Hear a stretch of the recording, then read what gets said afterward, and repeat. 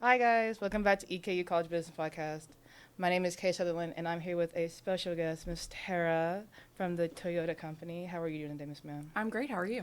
I am doing great. It is a busy Friday before spring break, and we're going to be ready to have some fun. So, if you don't mind, tell me about yourself a little bit, how you got into Toyota, and how do you like it right now? Sure. So, I actually am an alumni of EKU, so I graduated in 2023. I actually met my now employer, Toyota Tsusho, through a event that was held here for a job show. So, I was with sales, but I also did marketing, and then global supply chain was my other major. So, I actually have a double bachelor's from here. But while they were here, I actually went and spoke with them, just kind of introduced myself, gave them my resume, made some really good connections. And there was an event that was held for a class, and they actually came in and spoke after that. So being able to get that connection with them, that one-on-one time, and in person was really important for me getting my job. Interviewed with them, everything went really well. They actually created a hybrid program for me to come in. So I was going to classes through the week, and then on Fridays I would come in for a couple hours and just learn about what Toyota Tsusho was. So it is under the Toyota umbrella, but it is the trading side of Toyota. Got you, got you. Were you like originally drawn to like the motor? Automotive? Yeah, that. Yeah, so I actually had 10 years like working experience before I came back to EKU. So I had done global supply chain management and logistics for about 10 years for a local company here in Richmond. They're actually in the industrial park, so they're called Electrodryer, LLC, and they're in the power and energy industry. So I started there as an admin, kind of worked my way up through the ranks, like you could say, and then got a great opportunity about 4 years in to do logistics. Knew nothing about logistics going in, couldn't even read a box label, couldn't tell you how UPS shipped. And so I went into it kind of blind. I think I cried for 6 months straight, trying to learn everything, but absolutely fell in love with it. So that's kind of what got me on the supply chain path. Nice, I like that. But were you like originally a supply chain major, or were you more? Oh, nice. So I did a double bachelor's. So I was global supply chain management and I think international business or something like that for my minor. And then I did sales and marketing on the other side. So nice, graduated with 2 bachelors. Nice. How would you say the hiring process for Toyota's company is for, especially somebody like newly like coming in and like wanting to do something like that, and then like having to like put their foot through the door? So it is a longer process than most places, but that's really because they do their homework and they vet and they try to make sure that like not only the job that you're applying for is something that you're going to be good at and interested in, but really that you fit with like the company overall. So they kind of really look at our culture as a one team mindset. So I kind of went in knowing that it was trading, knowing that it was to do with supply chain, but not really understanding the full embodiment of that.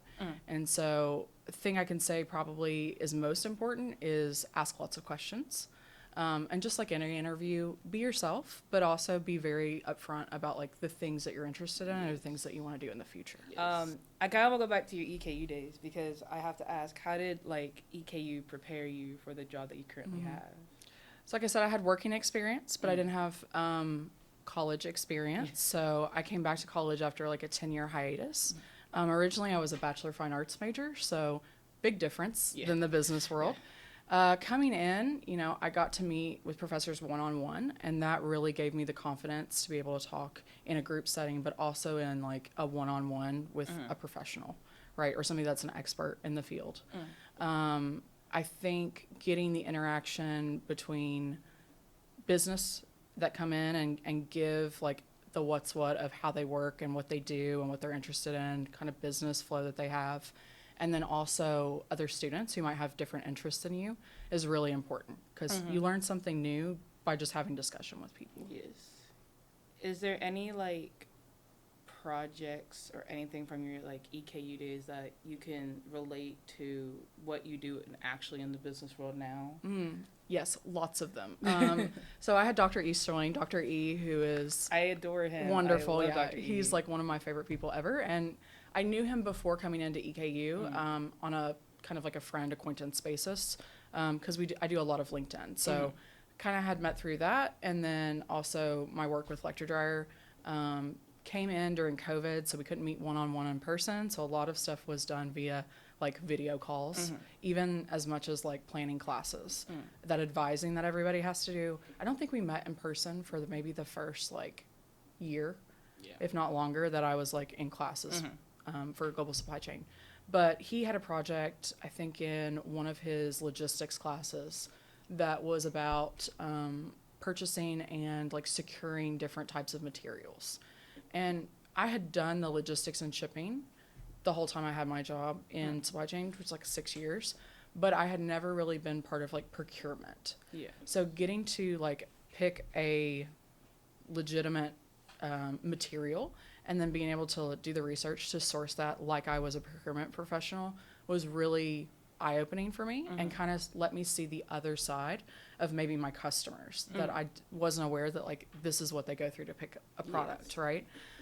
So I ended up doing a product for Electrodryer, and that actually became a like real life research study. Okay. And we were able to use that to source material from different suppliers that we didn't know about before. So found that really interesting and great for like my professional development.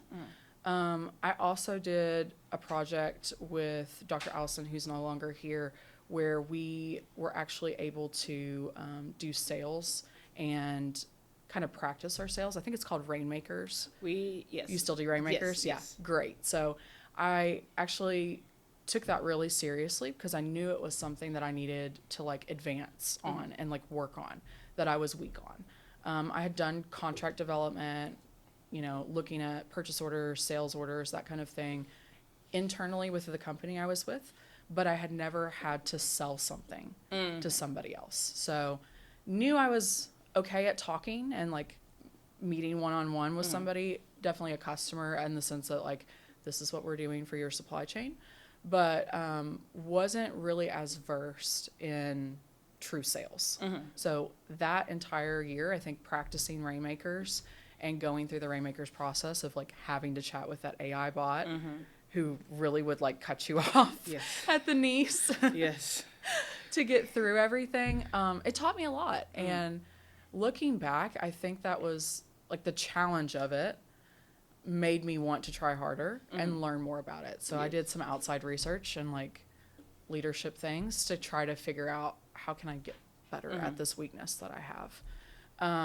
I think now in Toyota world, something that really helped me also looking back is the work that I did or classes I did with Dr. Sue, where we talked about like commercial invoices or international business in the sense of like what is trading, what is duty and tariff, what is you know, the difference between how products are sold in one country versus another and how those are marketed to people. We did a couple projects where we would take a company and we would have to change their marketing plan and then present that. I had a really great group, but we spent, I mean, probably 6 or 8, 12 weeks on really getting our project together and really identifying like that, what's it called? The opportunities, threats. The SWOT. The SWOT, yeah. SWOT, yeah. And I've used that since. I've used it personally for myself and my development, which I think is really interesting. But Toyota actually had us do a SWOT analysis on our teams. Oh, wow. And applying it differently, but thinking about the same kind of like, what is an opportunity? What is a threat? What is something that we're really good at? What's maybe a weakness?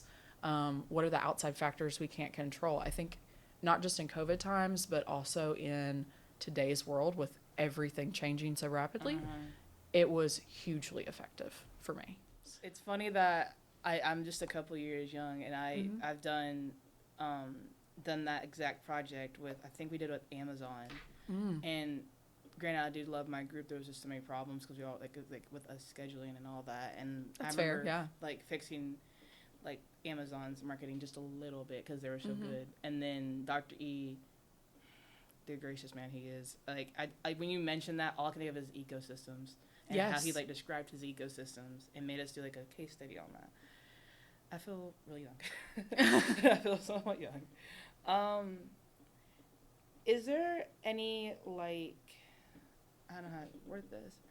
Is there anything that like in Toyota's like with like vehicle company that you see has changed other aspects of how you see what you dreamed of you were doing rather than what you thought you were going to be doing? Oh, absolutely. I never in my wildest dreams imagined that I would be working in the Toyota network. That just wasn't something I saw for my future.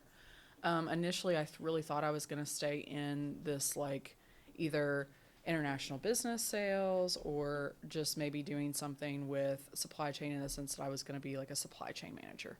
And maybe do purchasing or maybe do, logistics, trucking. That's really where I thought my, like, future was going to be, and staying very localized in the sense that, like, mostly domestic products, some international product, but not really ever automotive. I didn't really consider it.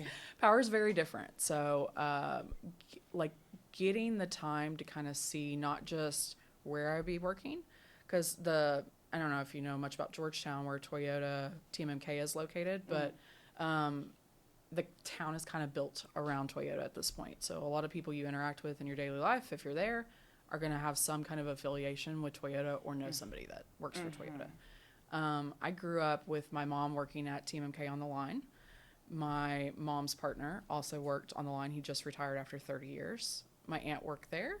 My brother worked there when they started the Lexus line. So I had the manufacturing side of it and, like, kind of knew what to expect from the line, but did not really understand everything that went into the Toyota umbrella. Gotcha. When you start looking at, like, tiered suppliers, the world of, like, automotive opens so much. And it's a huge network. Things that you would not even, like, think are just in automotive. Like, we do business with customers totally outside that, like, window of automotive, but they're still making or producing or changing raw materials that will end up in a vehicle. But Tsusho is really different in the sense that we don't just do automotive. So that's a major part of our business. But we also do things like agriculture. We also do things like energy, power, AI, third-party logistics. I could go probably really deep into it. I don't know how far you want me to go, but it's a huge network. Global Parts is where I'm at, and it's a very small, out of the worldwide network of what we do, part of that. Nice. Going off of what you just said, can you possibly go deeper into your AI creations or, like, the stuff y'all have, like, dealt with it, I guess? Maybe? Sure. So I think, of course, as a young student, like, going into the world, that AI is a huge part of our everyday lives, and just getting bigger. So Tsusho really took that seriously. We've really looked at how AI can benefit our company, but also our customers. So we're using it in our day-to-day business. We actually work with a company called Prompt Privacy to actually have an internal AI system where we can use that AI in our everyday work to try to make things either easier to be able to have automation or answer questions or look at problems differently and use it for that critical thinking aspect. It has been hugely beneficial for us to look at, like, risk reward for different businesses or situations that we're in. We use it for supply chain planning. So looking at things like forecast, looking at things like routes for different trucking. I don't know if you've had Professor or Dr. Cumbies, but he goes a lot into how you plan a supply chain route, or if you have multiple routes, what does that look like? AI can be used for that. So it takes those calculations that maybe you would have to use, like, an outside software for, and it is able to kind of, in a way, look at those and help you make the best decision for maybe a product that you would maybe not normally be sourcing or something you're trying to find, like, a cost advantage in. Gotcha. What, especially with the company in Georgetown, what would you say is, like, something different than other Toyota factories, like, or groups, groups, like, under the umbrella? So like, differentiate. So I think when people think of Toyota, they automatically assume automotive manufacturing, and there are, like, several OEMs in the United States, and we just call them OEMs, original equipment manufacturers. But like, we have TMMI in Indiana, we have TMM West Virginia, which is all Toyota manufacturing. There's one in Canada called TMMC. There's two in Mexico that are called TMMGT and BC. And these are really where most of your suppliers are shipping product to. Gotcha. And Toyota is really different from a lot of other manufacturing where they use a just-in-time system. So just-in-time means you have the product when you need it exactly, like for the correct amount. There's no like slack in it. There's no extra in it. And it really makes you be able to plan efficiently if it's used correctly. And we have a lot of tiered customers or tiered suppliers for Toyota that we work with that don't really understand or grasp that concept. Because I think while automotive uses it a lot, other people probably don't in manufacturing. So part of our job is to educate. We educate our customers on what that is, and then we help them forecast. So forecasting involves looking at what is needed as far as production demand for Toyota or whatever automotive or car company or manufacturer you're working with, and then planning that out. So we plan in buckets or windows. So we have firm, which is orders that have to be placed that can't really differentiate too much with percentage wise of increase or decrease. And then we have what's called an F1 and an F2. F1 is just forecast one. So that means it's about a month out from that firm. And in that bucket, you can kind of change a little bit, about 20% up or down. And then we've got F2. F2 you can change according to what your schedule needs to be or what you need to meet. But that's really, it always is evolving, right? Because your months change. Yes. So if you don't change it early enough, you're going to have problems, right? Yes. This is something we constantly are trying to educate customers on. But learning that and that different concept, I think for me was really hard as just a normal salesperson, right? Because you think, okay, I'm going to order X amount, it needs to be here by this point. Yes. Not everybody's thinking proactively. Yes. I think along with that, we also have things like logistics and route planning where maybe they're not using a warehouse that is centralized to them, or maybe they have a problem that needs to be solved that what they're doing is not working with. I think a lot of plants that we see do batch planning or batch production. So they'll make a lot all at one time and then it sits there. You're losing money when that happens. Yes. So one of the things that we are able to do as our company for Toyota Tsusho is that if they are batch planning, we can help supply those goods. So we'll source from Japan or we'll source from other locations around the world to get the material, maybe raw materials, maybe parts themselves or subcomponents, to where they don't have to do that. Yes. So they can make just the amount that's needed, pass that along to Toyota, and we can actually help set up that transportation as well. All I can hear is Dr. E speaking in my ear about batches. And I've kind of everything. been told that a couple times. Yeah, you kept saying batch planning. I was like, all I'm thinking of is Dr. E's presentation on LA. Yeah. Because all I can think of is how they did batches. And, apparently they showed him, a scheduling of how they did batch planning. And we all were like, oh, wow, they actually, schedule out, new flavors and do all this. And I'm like, I would lose my mind.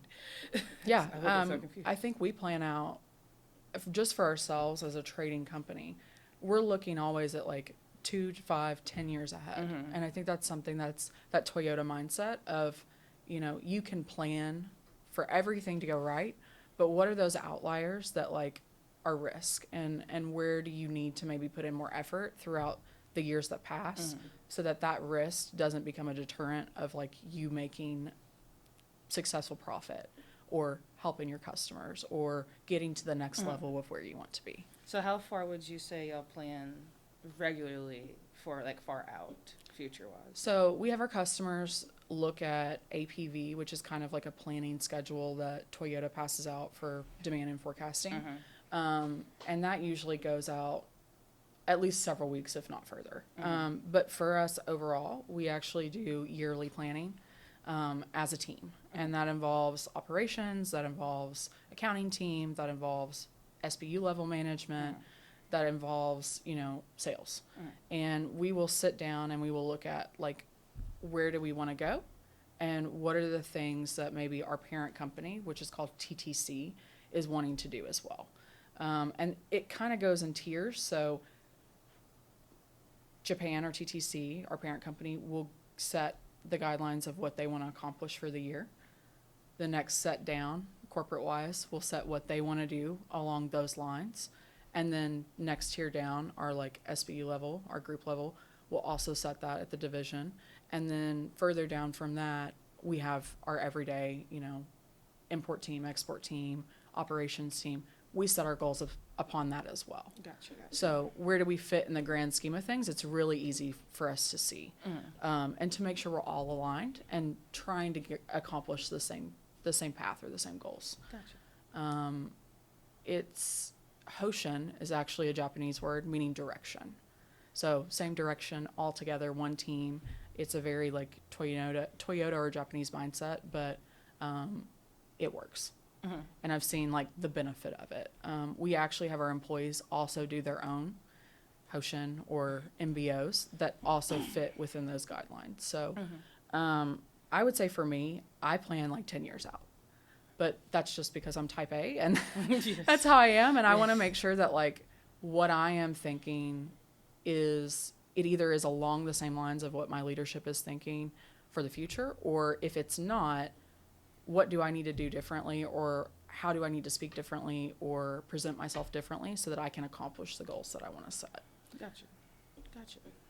I kind of want to go into the part of you like kind of not giving advice to students, but like to students who want to go into like this type of work and like work for a company that's like that's known for something, but like can go into like a different part of the company. Like what skills would you think students would need to possibly work at a company that's similar or just like Toyota that you're right now? So I think for a trading company in particular, or someone that deals with multiple different types of customers, maybe over a wide range or umbrella of different types of product or material or whatever it is, in sales or marketing, I think you need to be able to understand your customer or your customer mindset. I think if you can't do that, you're going to have a really hard time helping your customer. And ultimately, that's the real goal, right? You want it to be successful both for you and whoever you're selling something to or marketing something to. It has to have that like mutual benefit or it's not going to work long term. It kind of tears the relationship apart. I think public speaking is something that I struggled with, like was so scared of public speaking. I used to break out in like full on hives when I would public speak. But a lot of that is pausing and thinking about what you want to say and then being able to use your words to explain what you're thinking, feeling, doing, or what idea you want to present. Practicing that and using the opportunities that EKU gives you, or even those outside maybe speaking engagements that you have with different groups or clubs or even fraternities, sororities that you're in. So incredibly important. Take every advantage you can of that because you're going to be asked to speak in your role no matter what it is. I think some people think they can get away from that, but no. There's going to be a morning meeting. There's going to be something that you have to address where you have to be able to speak. I would also say time management is a huge one. So I know it's really easy sometimes for college students to think, oh, I'll just worry about that later, or I'll worry about that when it becomes a problem. I think we all, to some level, you're not the only one, did the same thing. All of us at some level, procrastinate. And I think it's learning to have a gauge of what is priority and what is maybe something that can be put off. For me, what worked was when I actually came to Tsusho, I was taught the Eisenhower method. So it's a chart, and it basically is 4 blocks. And you kind of put your to-dos or your items that you have to do in different categories. And it really helps you be able to see, what are things that are maybe important but don't need immediate attention to? What are things that are urgent, have to be done? What are things that are maybe important to somebody else but maybe not important to yourself or important to your growth? And then dividing those tasks out. So you're going to get requests from somebody at some point in your career that don't make a lot of sense. Yes. But it's kind of investigating the why behind it too. Yes. I think oftentimes college kids think that the assignments that we're given are just check boxes, right? And that passes on into your professional life as well. Yes. I did it when I first started. My first job, okay, I need to get these tasks done. And once you mark them off, they go away. You don't think about them again. Yes. that's really counterintuitive to your like whole development as a professional. So being able to look at them and actually say, this is important and this is why this is important makes a huge difference, because you're going to spend more time on activities when you know this is important to my future, and to like not just like what I'm doing and trying to get this done, but the growth that I want to see like in myself or in my group or in my team or whatever it is. So to-do list, Eisenhower method, public speaking. I would also say like overall communication skills. So whether that be like written or speaking one-on-one or in a group. Also realizing that not everybody else is going to have the same thought process or like communication style that you do. I took classes with Dr. I can't say her name right. Yes, Ewong. Yes. Yeah. So I took, actually ended up getting a minor in her communication classes because I found so much value in that. I was really weak at trying to see like other people's point of view, and maybe not the best at communicating in other people's communication style. I have autism, and so for me, it's really hard sometimes not to be like too direct. And I've gotten feedback before that said like, okay, you kind of need to like be more gentle when you speak or be more gentle when you ask for something. And a part of that is learning that like what might work for me and what I want to be told is maybe not necessarily how somebody else wants that message delivered. Yes. And trying to figure out individually what that style is. So right now I lead an import team, and I have 5 people under me, and all different age ranges. I have people that are wildly older than me and wildly younger than me. So people that have just graduated and people that have been with the company for almost 15 years. But learning the difference, and even culturally differences between them, because I have somebody that works for me that is from India. I have somebody that has a spouse that's from India but is Canadian. Somebody that is from China. Somebody that's also from China but speaks multiple languages, has a totally different experience. And then kids that have just graduated college. Like all of them have different experiences that contribute to how they might navigate a situation. What else? I'm trying to think. Reading. Yeah.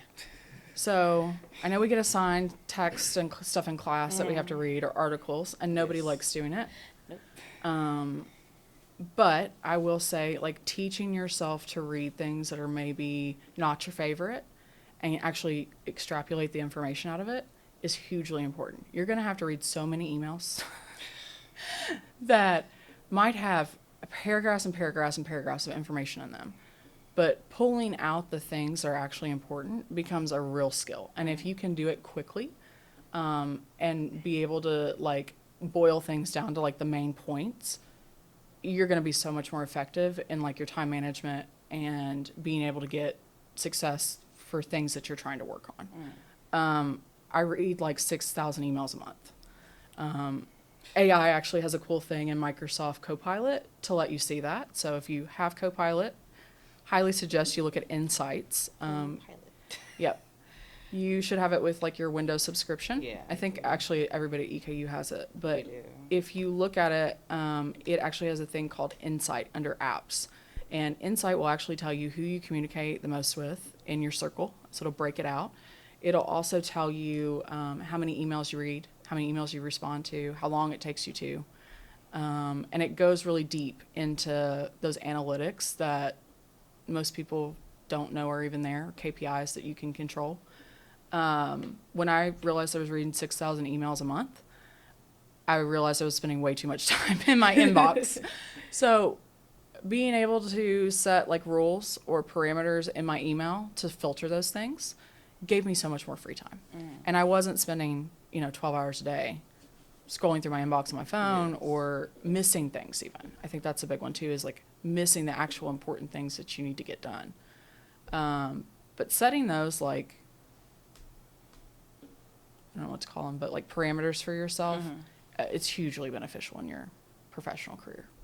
Yeah, I will say as a college kid, a lot of us don't have time management, and a lot of us don't like speaking And that's Yeah. just from being in classes for so long, because I've seen, well, heck, I got shaky when I first ever like spoke in front of a professor, because I was just like, I can't do it. Oh, I same. just can't do it. And with other kids, they're like, oh, this comes natural to me. I'm like, it's probably because you do it more than I do. I don't speak a lot. I'm mostly quiet, but that's me.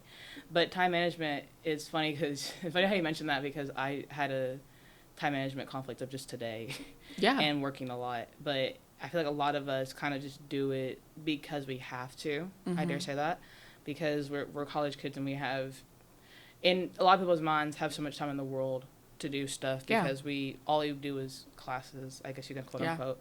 But in reality, it's like, I have this and then I have that and I have to do this and I have to play that. Like, it's a lot of like real world just like experiences for me, Yeah. at least, because I have to do so much management. It is. And if you can draw off that, even when it goes wrong, I think that's another thing that like I've learned is like failure is not the worst thing that could happen to you. No.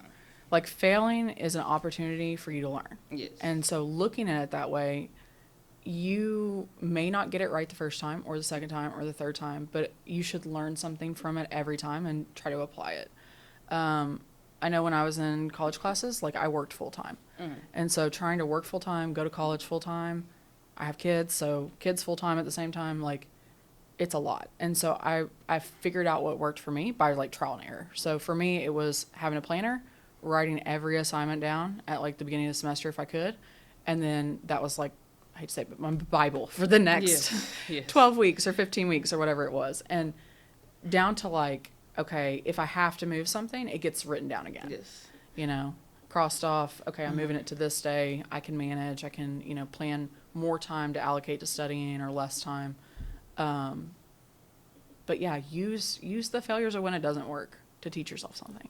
Yes, I know a lot of my peers have the what's it called, like the Google Calendar and like the Apple Calendar, and they use that religiously. Yeah. And I think especially it depends on your major, because a lot of my friends who are non-business majors, they do have a way more packed schedule than I do. I have some leeway, but with them, I think one of my closest friends, she's like, hey, do you want to do this? I said, yeah, what day? She's like, let me pull it up, and types up her computer. She's like, well, I have a small little break from 1 to 2, but then I can't do 1 to 2. I have to rehearse.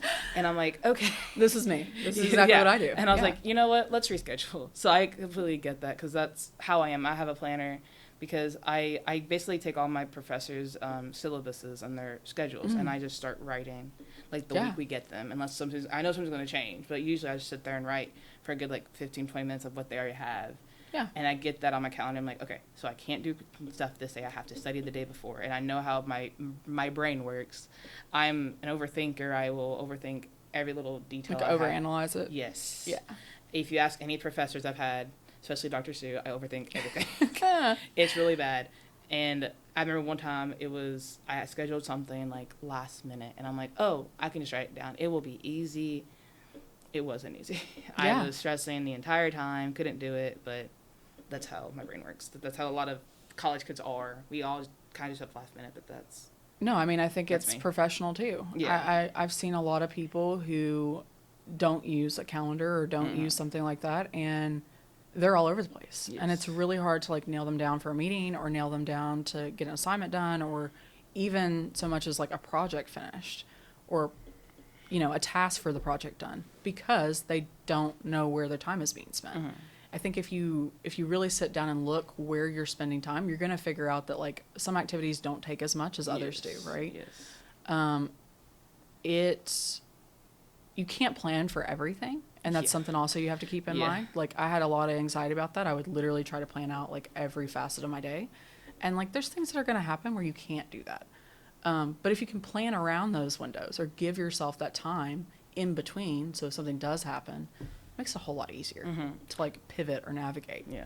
What's funny is that I did that this morning. So. Well, good for you. See, you're using what you're learning. Yeah, I like to plan my day out. Usually when I wake up, just to like give me like an idea, and then if it goes wrong, it goes wrong. Yeah. Because like I mess up all the time. Like I was like, I'll get back to my dorm by 10, rest a bit, run into the business building, and then I realized I ended up talking to my school of music boss, and I was like, it's 10:30. It's already 10:30. I was like, I gotta go. Yeah, no, I mean, I've been there too. Like, just having kids and being a working mom, like, try my best to meet every need that they have or every assignment that they have or every extracurricular or whatever it is. But like even yesterday, my daughter had, she actually goes to model on campus, but she's 6 and in first grade, and they were having Read Across America week, and they were allowed to bring a stuffed animal to school for a sleepover.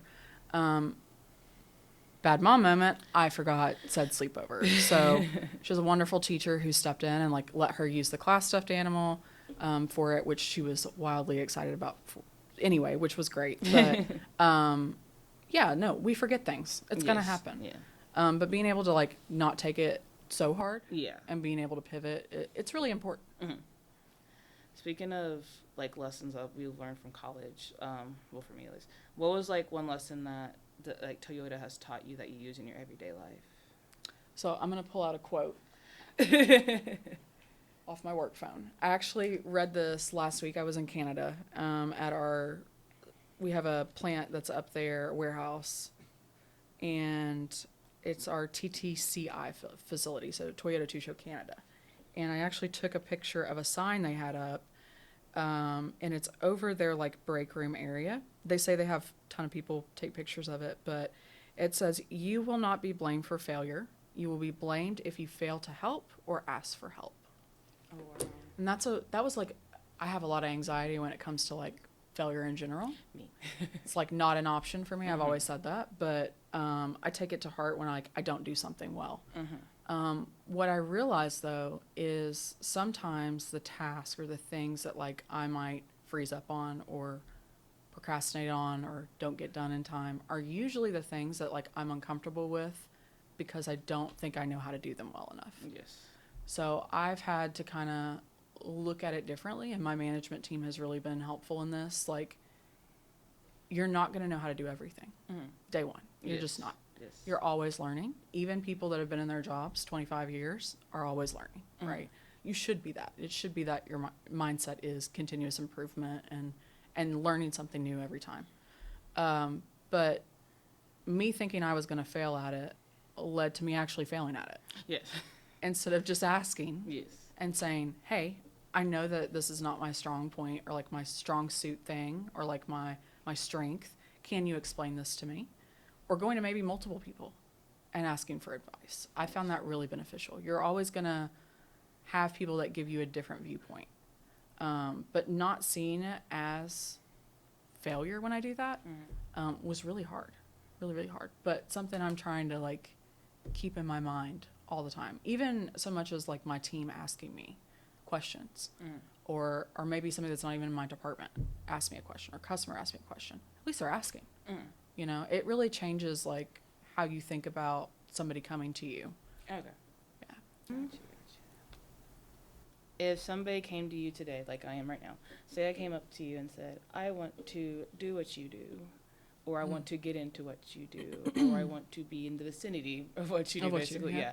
What would be your ending quote, or like your quote to them?